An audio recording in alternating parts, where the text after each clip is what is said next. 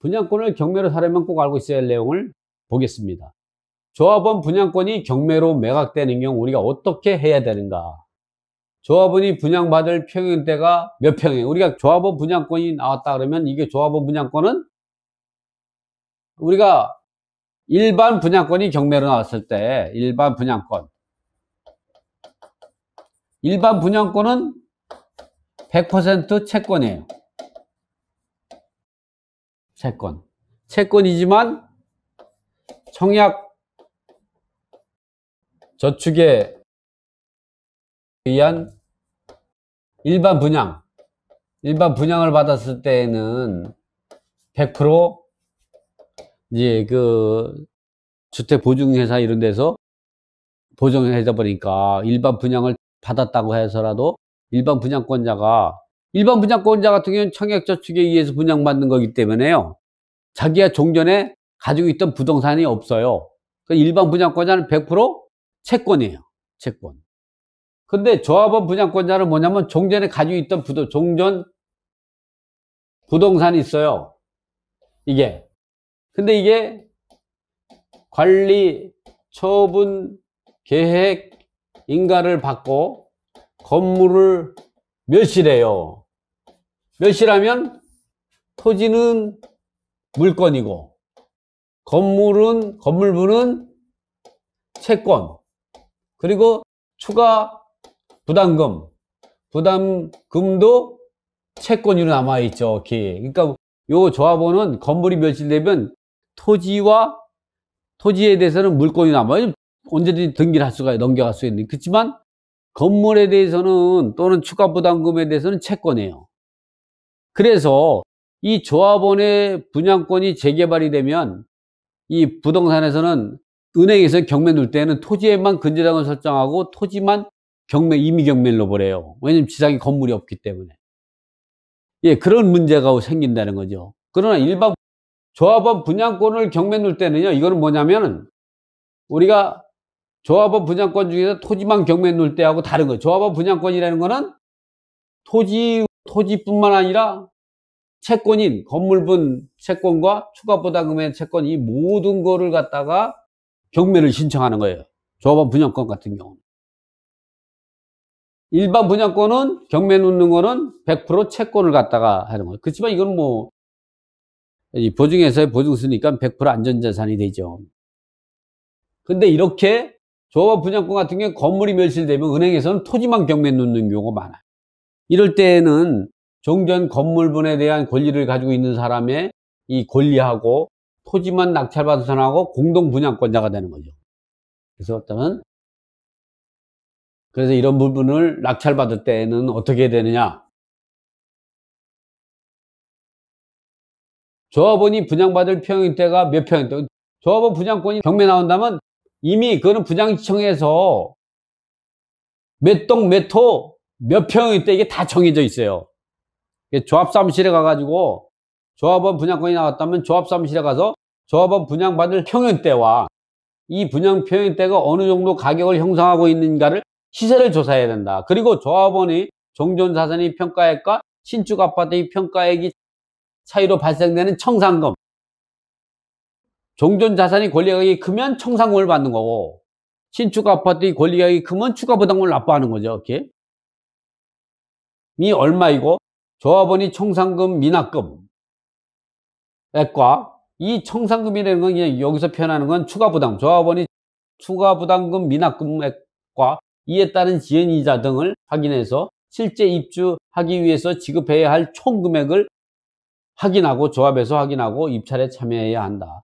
조합원 분양권을 낙찰받아 완전한 소유권을 행사하기 위해서는 낙찰 금액뿐만 아니라 이렇게 입찰한 금액뿐만 아니라 이 추가 부담금, 미납금, 이거를 청산금 미납금이라는데 추가 부담금 미납금과 이에 대한 지연이자 등을 합산해서 확인해야 된다. 미납금액이 있다면 납부할 때까지 조합이 유치권 행사를 하게 되고 아파트인을 인도하지 않기 때문에. 그래서 그 미등기 아파트라든가 아파트 보면 전입세대가 없는 경우 보면 신축 아파트, 그런 이제 이렇게 추가 부담금을 미납해가지고 조합이 점유를 이전해주지 않고 소유권을 이전해주지 않고 점유하고 있는 상태. 이럴 때에 이제 그 유치권이 행사하게 되는 거죠. 그래서 신축 아파트, 5년 미만 된 아파트에 전입신고된 사람이 없다. 이거는 10중 8구 조합원이 분양대금을 미납해가지고 그걸 이유로 해가지고 완납할 때까지 주택인도를 거부하는 유치권을 행사할 수 있다. 이 말이죠. 또는 이제 건물이 등기되어 있고 거기에 입주한 입사람이 조합원이 입주했다. 신축 아파트에. 그렇다고도 대지권이 미등기라고 하면 그런 상태라고 해도 이 사람이 조합에 가서 추가 부담금을 다 납부했는지 꼭 확인해야 된다. 추가 부담금을 납부하지 않으면 나중에 내가 건물을, 이제 아파트를 낙찰받고 대지권 등기 청구 소송을 하게 되면요. 조합이 이 대지권 등기 청구와 동시에 분양대금을 완납을 동시에 항변권을 주장할 수 있다는 게 대법원 판례 입장이에요. 그러니까 신축 5년 된 미만 아파트가 첫째, 전입 신고된 사람이 아무도 없다. 그거는 조합이 이제 그 유치권 행사하니까 조합에 가서 문의하면 돼요.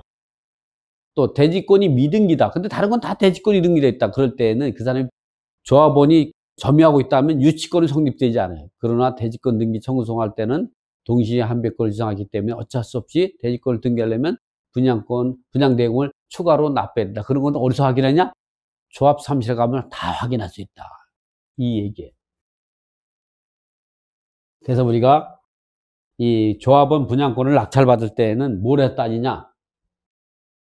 이거는 이제 토지와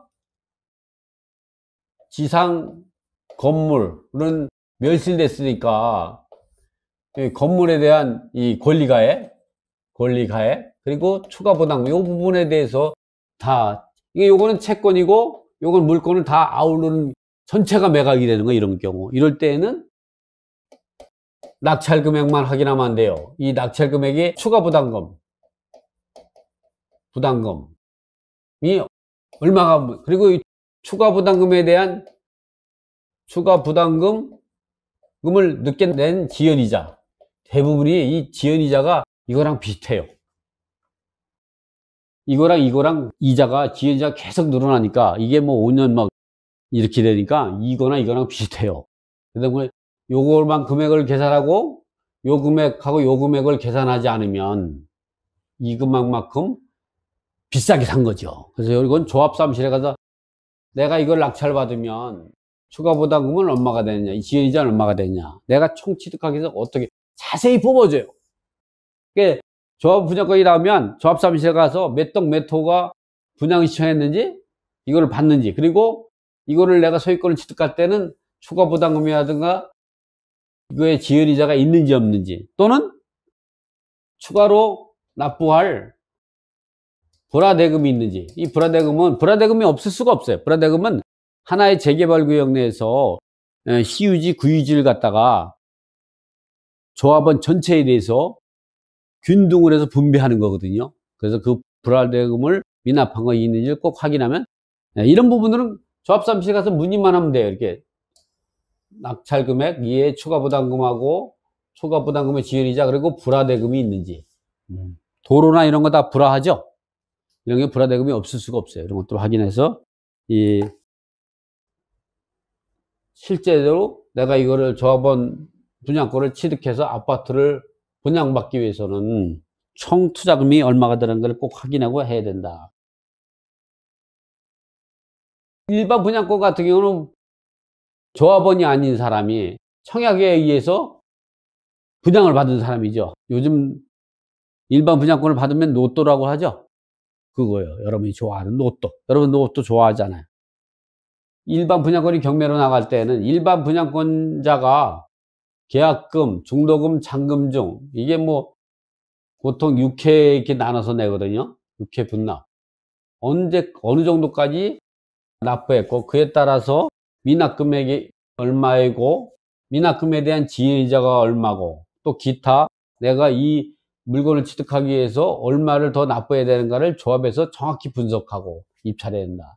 미납금이 있다면 납부할 때까지 조합이 유치권을 행사로 인해서 아파트를 인도받을 수 없기 때문에 이렇다는 거죠. 그래서 일반 분양권이나 조합원 분양권이 거기에 전입신고된 사람이 없다. 그러면 10주 팔고 이거는 유치권을 행사하고 있다. 이렇게 인식하고 있어야 돼요. 또 이 지상의 건물이 아파트가 등기돼 있고 거기 전입일자가 조합원 또는 일반 분양권자가 점유하고 있더라도 대지권이 미등기인데 다른 건 다 대지권이 등기돼 있다. 그럴 때는 10중 8구 이 분양대금을 미납한 사람일 것이다. 그럴 때는 그런 내용들은 조합에 꼭 확인해야 된다.